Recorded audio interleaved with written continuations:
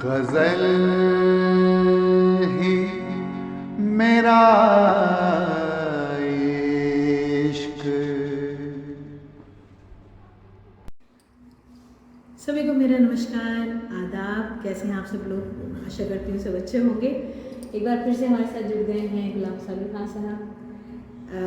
बड़ी खुशनसीबी है मेरी कि आप हैं साथ में और हमें बताने के लिए बैठे हैं। गज़ल की बात चल रही है और मेरे जैसे बहुत से ऐसे लोग हैं जो गज़ल गाना चाहते हैं, गज़ल में बड़ा इंटरेस्ट रखते हैं और एक सपना है कि आपकी तरह कुछ थोड़ा बहुत हम भी गाएं। तो मेरा आपसे ये सवाल है जो मैं सोचती हूँ कि बाकी लोग भी जानना चाहते हैं कि गज़ल गायकी में गज़ल गाने वालों को सबसे ज़्यादा किन चीज़ों का ध्यान रखना चाहिए? बहुत अच्छी बात कही है आपने। गज़ल के बारे में सबसे पहली और अहम बात है आपका तलफ़ुज़। जी। आपका तलफ़ुज़ सही होना चाहिए, क्योंकि अगर आपका तलफ़ुज़ सही नहीं है तो समझिए गज़ल आपका गाना बेकार है। क्योंकि उर्दू एक ऐसी चीज़ है जी। जिससे एक नुक्ते से फ़र्क पड़ जाता है शेर के अंदर, उसका मतलब पलट जाता है। अब देखिए जैसे चिता है हिंदी में चिता, और अगर उसमें एक बिंदी लग जाए ऊपर तो उसका मतलब मिल जाती है चिंता। जी। जैसे चिंता है तो बिंदु को हटा दो तो चिता, जी। तो जी। चिंता और चिता ये है फ़र्क, एक नुक्ते का भी फ़र्क। इसी तरह उर्दू के अंदर है कि आप ज़रा सभी ज़ेर ज़बर का फ़र्क हो गया आपका तो आपके जो शेर के मायने हैं वो बदल जाएंगे। जी, बिल्कुल सही, बिल्कुल सही।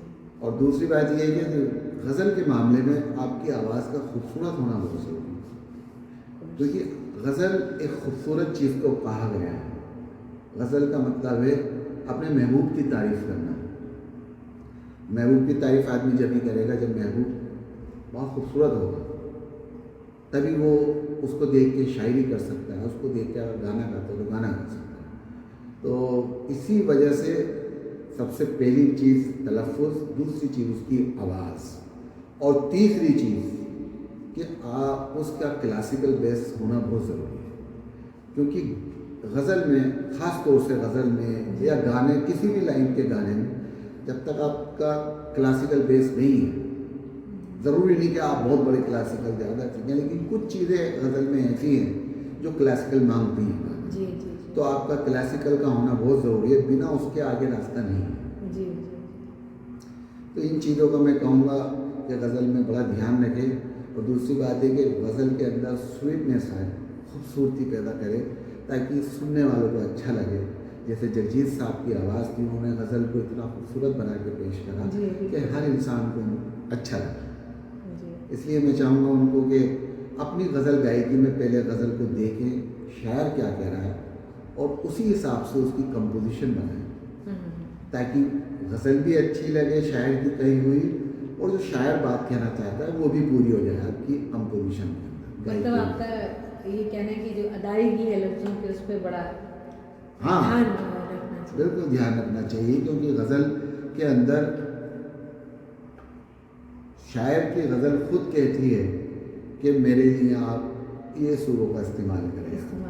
जी। जी। जी। और इस चीज़ को मैं भी ध्यान रखता हूँ। और अब से नहीं, मैं बचपन से, जब से मैं अपने माँ बाप, अपने उस्ताद से सीखा करता था उनके, मैंने गाना तो अपने बड़े ताया से क्लासिकल का भी बेस लिया, उनसे सीखा क्लासिकल। उस्ताद नूर मोहम्मद खान साहब से सीखा, और फिर मैंने अपने दिल्ली घराने के हमारे बड़े भाई साहब, मेरे ताऊ जी के लड़के उस्ताद इकबाल अहमद खान साहब, उनसे भी क्लासिकल सीखा, उनके पास जाके सीखा करता था। और उन्होंने मुझे गवाया भी क्लासिकल में, कई बंदिशें स्टेज पर भी गवाई। तो क्लासिकल का होना बहुत ज़रूरी है गज़ल के मामले में, बिना उसके रास्ता नहीं है अगर अच्छी गज़ल गानी है। कुछ थोड़ा सा आप अदायगी का एक छोटा सा नमूना अगर पेश करें। देखिए, कंपोजिशन मैं भी बनाता हूँ, और एक मैंने कंपोजिशन बनाई थी कि आलोक श्रीवास्तव है, हमारी हिंदुस्तान के बड़े मशहूर शायरों में से एक हैं आलोक श्रीवास्तव। तो उनकी एक मैंने गज़ल की कंपोजिशन बनाई थी कि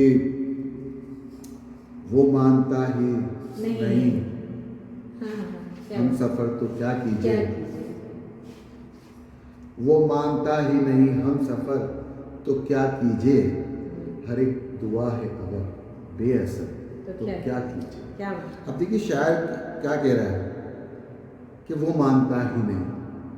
वो मतलब शायर एक मजबूर हो गया कि जो मेरा महबूब है वो मानता ही नहीं। हाँ। अब वो मानता ही नहीं, आप उसको किस तरह मेलोडी में किस तरह उसको पेश कर सकते हैं।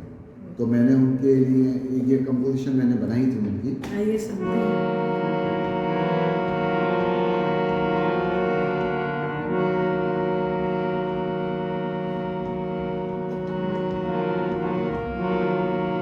वो मानता नहीं हम सफर तो क्या कीजिए। क्या बात? वो मानता ही नहीं हम सफर तो क्या कीजिए। हर एक दुआ है अगर बेअसर तो क्या कीजिए। वो मानता ही नहीं हम सफर तो क्या कीजिए।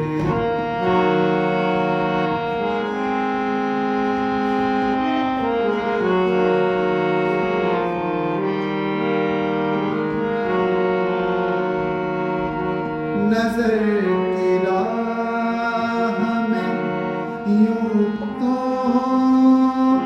कई नज़ारे हैं।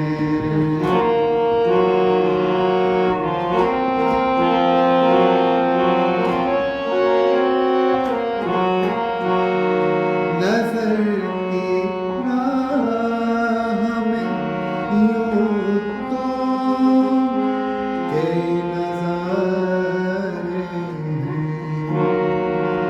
तुम्हीं पे जाके जो ठहरे, तुम्हीं पे जाके जो ठहरे, नजर तो क्या कीजिए।